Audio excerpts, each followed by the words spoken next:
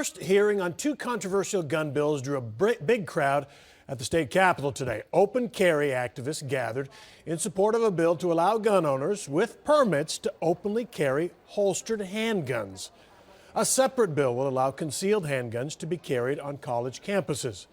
It got heated at the Capitol entrance when protesters were told they could not take any guns into the hearing, including toy guns. One protester was arrested for violating the rules. He questioned what the legality of that is, and when he asked for the law, the DPS trooper arrested him.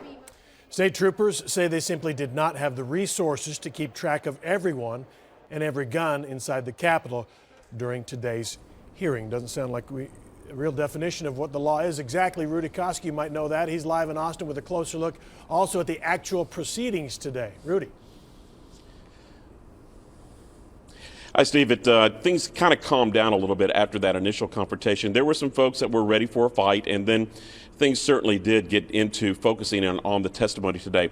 Now, 44 different states in the United States have some type of open carry law, and the debate to have one here in Texas started around 9 o'clock this morning and is still underway right now, but we're told that things may be wrapping up in the next couple of minutes. A vote on both of the bills expected to take place within a few couple of minutes, and possibly the amendments be considered later on. We'll talk about that a little later. Now, the day began with about 100 people showing up wanting to weigh in on this controversial debate. The tone was set early for this two-gun bill hearing. Letters from the state's two flagship universities were read into the record. Senator Judith Zaffirini offered the opinion from UT's Chancellor William McRaven. Our parents, students, faculty, administrators, and law enforcement all continue to express their concerns that the presence of concealed handguns on campus would contribute to a less safe environment, not a safer one. Senator Charles Swertner read a letter from A&M's John Sharp. He states that he has complete faith and trust in our students, having licensed gun owners in possession of legal weapons. Members of the Senate Committee on State Affairs scheduled the open carry and campus carry bills into one full day of debate. What wrong are we trying to right? We are trying to right an ancient wrong. Senator Craig Estes says his open carry bill would remove the concealment requirement from the current state handgun law.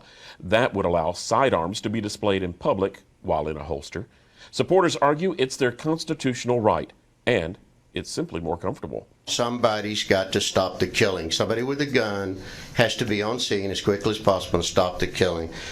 Our college students are currently sitting ducks. Austin Police Chief Art Acevedo was among those to voice concern about both bills. Most law-abiding, vetted folks in this country, in this state that are concealed carry licensees get that. They're not interested in open carry, and we should just, if it ain't broke, don't fix it. It's believed the legislation has enough votes in the committee to move the issue to the Senate floor, but not before Senator Rodney Ellis pitches several amendments.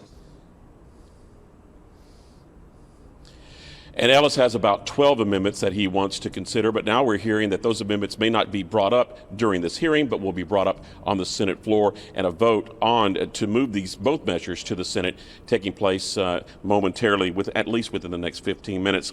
Now, the campus carry bill also applies to those with state handgun licenses, and because the state law says that you have to at least be 21 to have a CHL, it's argued that the majority of students on a campus would not be armed because of that 21-year-old age situation.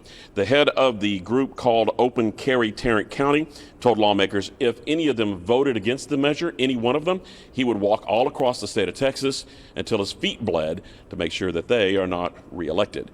So tempers somewhat strong, but not getting too hot. Steve? Okay.